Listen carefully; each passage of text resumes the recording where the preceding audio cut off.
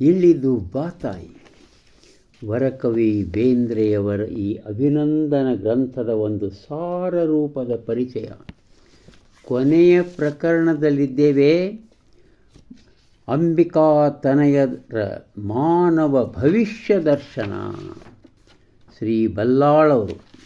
ಶ್ರೀ ಬಲ್ಲಾಳ್ ಯಾರವ್ರು? ಬಲ್ಲಾಳ್ ಅಂತ ಶ್ರೀಶ ಬಲ್ಲಾಳವರ ಒಂದು ಲೇಖನ.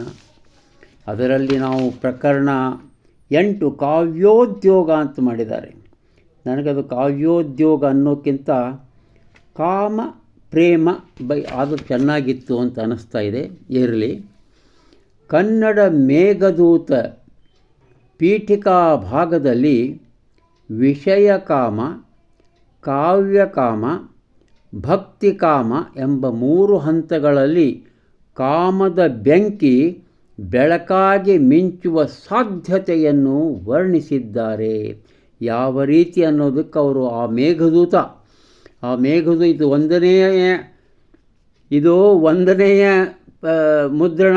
ನನಗದು ಹೆಂಗೆ ಸಿಕ್ಕಿತ್ತು ಅಂದರೆ ಅಲ್ಲಿ ಕೆಳಗೆ ಹಳೆ ಪುಸ್ತಕದ ಹಚ್ಚಿದ್ದ ರಸ್ತೆದಾಗ ಅದರಲ್ಲಿ ನಾನು ಕೊಂಡಿದ್ದೆ. 1943 ಮೊದಲ ಮುದ್ರಣ.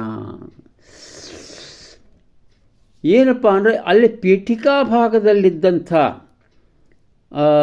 ಅಷ್ಟೇ ಅವರು ಕೋಟ್ ಮಾಡ್ತಾರೆ. ಪೀಠಿಕಾ ಭಾಗದಲ್ಲಿದ್ದಂಥವುಗಳಲ್ಲಿ ಅಲ್ಲಿ ಯಾವ ರೀತಿ ಪೀಠಿಕೆಯಿಂದ ಅವರು ಕಾಮವನ್ನು ನಿರೂಪಿಸುತ್ತಾರೆ. ಯಾರು? ವರಕವಿ ಶ್ರೀ ಬೇಂದ್ರೆಯವರು.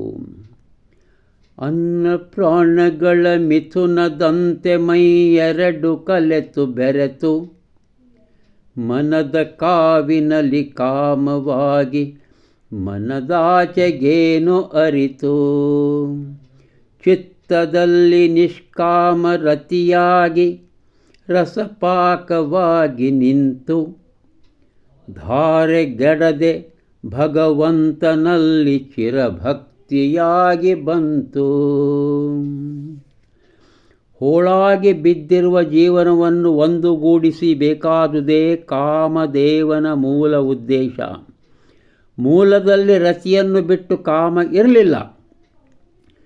ಜಗದ ತಂದೆ ತಾಯಿಯರ ಕಂಡ ಅವತರಿಸಿ ಜೀವನಾಗಿ ಬಂತು ಪೂರ್ವದಲ್ಲಿ ದೇವಾ ಕಾಮವೇ ಕಾಮದೇವನಾಗಿ ರತಿಯ ನಗಲಿಸಿದರಯ್ಯೋ ಪಾಪಿಗಳು ಕಾಮನನ್ನು ರಮಿಸಿ. ಈ ಉದ್ದೇಶ ಭಂಗವಾದಾಗ ರತಿ ಕಾಮರ ವಿರಹ ಉಂಟಾಯಿತು. ಕಾಮವು ರತಿ ವಿರಹದಲ್ಲಿ ವಿಷಯ ರುಚಿಗೆ ಸಿಕ್ಕಿ ವ್ಯಭಿಚಾರಿಯಾಯಿತು ಅಂತ ಬರೀತಾರೆ. ಇನ್ನೊಂದು ಉಯ್ಯಾಲೆ ಕವನ ಸಂಕಲನದಲ್ಲಿ ಬರೀತಾರವರು. ಕವಲು ಕವಲಾಗುತ್ತಿದೆ ಆಸೆ, ಕುಣಿಯುತ್ತಿದೆ ಪ್ರಾಣ, ಮಂತ್ರವನೆ ನುಂಗೀತೋ ತಂತ್ರ, ಎಲೆ ಕನ್ಯೆ ಮನದನ್ನೇ.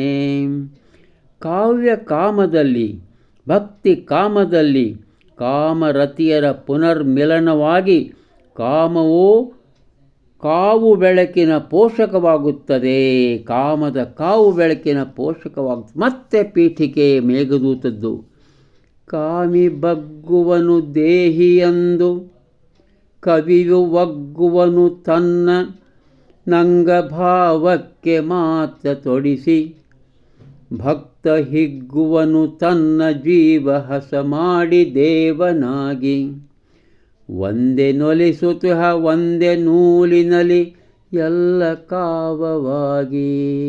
ಕಾವ ಅಂದರೆ ಕಾಮನೇ ಇಲ್ಲಿ. ಎಲ್ಲ ಕಾವವಾಗಿ. ಮಾನವ ಪ್ರಣಯದಲ್ಲಿ ಒಂದು ಚಿರವಿರಹದ ಕಾಮ ಪ್ರೇಮವನ್ನು ಶುದ್ಧೀಕರಿಸುತ್ತದೆ ಅಂತ ಬರೀತಾರೆ.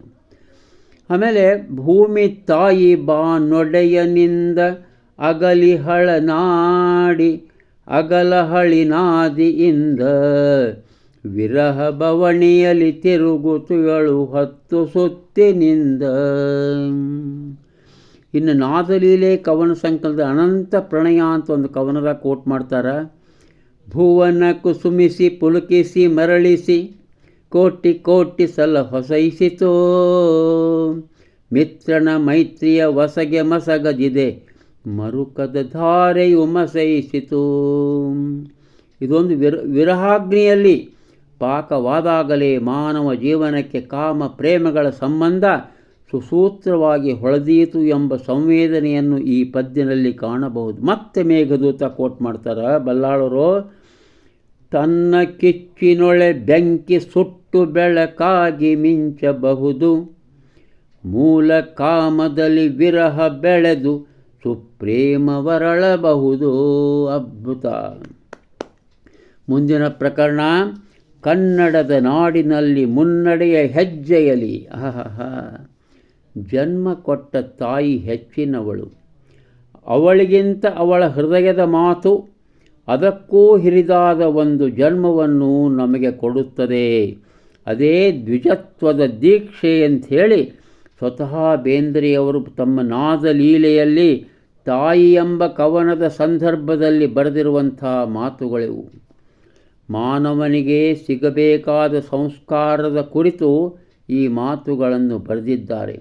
ಆ ಕವನದ ಸಾಲುಗಳು ಹೆಂಗಿವೆ ನೋಡ್ರಿ. ಆ ತಾಯಿ ಎಂಬ ಕವನದ ಸಾಲುಗಳು: ಒಡಲ ಹುಟ್ಟು ಮೊದಲ ಹುಟ್ಟು ಮಾತಿನಿಂದ ಪೂತನಾಗಿ, ತಾಯಿ ಮನದ ಮೂರ್ತಿಯಾಗಿ, ಅವಳ ಎದೆಯ ಗರ್ಭಗುಡಿಯ ಮಿಣುಕು ಮಿಣುಕು ಬೆಳಕಿನಲ್ಲಿ ಮುಗುಳ ನಗೆಯ ನರಳಿಸುತ್ತ, ನಿಲ್ಲಲಾಗ ಮರಳು ಹುಟ್ಟು.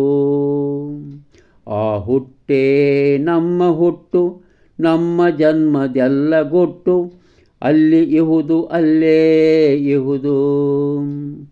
ಭಾಷಾ ಸಂಸ್ಕೃತಿ ರಾಷ್ಟ್ರ ಸಂಸ್ಕೃತಿ ಹಾಗೂ ಮಾನವ ವಿಕಾಸದ ಒಂದು ಅನಿವಾರ್ಯ ಅಂಗ. ಭಾವೈಕ್ಯಗಾಗಿ ಹುಟ್ಟಿದ ಭಾಷೆಗಳನ್ನು ಜಗಳಕ್ಕಾಗಿಯೇ ಬಳಸುವುದು ಮಾನವನ ದೌರ್ಬಲ್ಯ ಅಂತ ಹೇಳ್ತಾರೆ. ಅದು ಭಾಷೆಯ ದೋಷವಲ್ಲ. ಕನ್ನಡ ನಾಡಿನಲ್ಲಿ ಮುನ್ನಡೆಯ ಹೆಜ್ಜೆಯಲ್ಲಿ ವಿಶ್ವ ಮೈತ್ರಿಯ ಮೋಡಿ ಮೂಡಲುಂಟು, ರೋಷ ಸಂತೋಷಗಳ ಮಲ್ಲಗಾಳಗದಲ್ಲಿ ಎದೆಯ ಕಾವಳ ಮಟ್ಟು ಓಡಲುಂಟು. ಸಿದ್ಧರಾಮರ ವಚನದಲ್ಲಿ ಇದು ಬರ್ತದೆ ಗಂಗಾವತರಣ ಕವನ ಸಂಕಲನದಾಗ. ಹಿಂದೆ ಮುಂದೆ ಎಂದೇ ಕರ್ನಾಟಕ ಒಂದೇ, ಜಗದೇಳಿಗೆಯಾಗುವುದಿದೆ ಕರ್ನಾಟಕದಿಂದೇ. ನಮ್ಮದು ನಿಮ್ಮದು ಅವರದು ಈ ಆಸ್ತಿ ಪಾಸ್ತಿ, ನಾಡಿನ ತಾಯಿಗೆ ಸೇರಿದೆ ಬೇರೆಯ ಮನೆ ನಾಸ್ತಿ. ಕನ್ನಡ ಕಾಯಕದಲ್ಲಿಲ್ಲವು ಕಮ್ಮಿ ಜಾಸ್ತಿ. ದಾಸರಾಗ ಕಾಲದಲ್ಲಿ ಶರಣ ವಚನ ತಾಲದಲ್ಲಿ ತೀರ್ಥಂಕರ ಉದಯವು ಅದೇ ಕನ್ನಡ ಹೃದಯವು ಅಂಥೇಳಿ ಒಂದು ಕೇಳಿ ನುಡಿ ಕವನ ಸಂಕಲನದಲ್ಲಿ ಬರ್ತದೆ. ಹೀಗಾಗಿ ನನ್ನದು ಕನ್ನಡ ನಾಡು ಎಂಬ ಕವನದಲ್ಲಿ ಈ ಕನಸು ಕಣಸುಗಳ ಭಾವಪುಷ್ಪಗಳನ್ನು ಮೂರಳೆಯ ಒಂದು ಮಾಲೆಯಾಗಿ ಪೋಣಿಸಿದ್ದಾರೆ ಬೇಂದ್ರೆಯವರು. ತಮ್ಮ ಒಂದು ಆತ್ಮಕಥನದಲ್ಲಿ ಬರೀತಾರೆ: ಪಂಪ, ಕುಮಾರವ್ಯಾಸ, ಪ್ರಭುದೇವ, ಬಸವಣ್ಣ, ರತ್ನಾಕರ, ಪುರಂದರದಾಸ, ಸರ್ವಜ್ಞ, ವಿದ್ಯಾರಣ್ಯ, ಜಯತೀರ್ಥ, ಶಂಕರ, ಜಗನ್ನಾಥದಾಸ, ಚಿಕ್ಕದೇವರಾಯ ಇತ್ಯಾದಿಗಳ ವಿಚಾರ ಗರ್ಭವನ್ನು ಮೈಗೂಡಿಸಿಕೊಂಡ ಕನ್ನಡಿಗರೋ, ಅವನ್ನೆಲ್ಲ ಮೈಗೂಡಿಸಿಕೊಳ್ಬೇಕು ಕನ್ನಡಿಗರು, ಉದಯವಾಗಬೇಕೆಂಬುದು ಕವಿ ವರಕವಿ ಬೇಂದ್ರೆಯವರ ಆಶಯ. ಶಿವಶರಣರು, ಹರಿದಾಸರು, ಕುಮಾರ, ವ್ಯಾಸ, ಲಕ್ಷ್ಮೀಶಾದಿಗಳು ಬೆಳೆಸಿದ ಭಕ್ತಿ ಕಾವ್ಯದ ಪರಂಪರೆಯನ್ನು ಅಂಬಿಕಾ ತನಯರು ಒಂದು ವಿಶಿಷ್ಟ ಕ್ರಮದಲ್ಲಿ ಮುನ್ನಡೆಸಿಕೊಂಡು ಬಂದಿದ್ದಾರೆ. ಅವರು ಬರೆದ ನನ್ನ ಹಾಡು, ಗಂಗಾವತರಣ, ನರಸಿಂಹಸ್ತೋತ್ರ ಮೊದಲಾದ ಪದ್ಯಗಳು ಈಗಾಗಲೇ ಕನ್ನಡದ ಭಕ್ತಿ ಕಾವ್ಯಗಳ ಪಂಕ್ತಿಯಲ್ಲಿ ಸೇರಿಬಿಟ್ಟಿವೆ. ಅದ್ಭುತವಾದ ಒಂದು ಬರಹ. ಕೆಲವುಗಳನ್ನು ಉದಾಹರಿಸಿ ಮಾನವ ಭವಿಷ್ಯ ದರ್ಶನ ಎಲ್ಲೆಲ್ಲಿದೆ ನೋಡಿ, ಇವನ್ನೆಲ್ಲ ನಾವು ಅಧ್ಯಯನ ಮಾಡಬೇಕು ಅಂತ ಹೇಳ್ತಾರೆ ವರಕವಿ. ಸ್ವತಃ ತಂದಲ್ಲ, ಅದನ್ನು ಹೇಳ್ತಾರೆ. ಮತ್ತೆ ನಾಳೆ ಮುಂದುವರಿಯುತ್ತದೆ. ನಮಸ್ಕಾರ.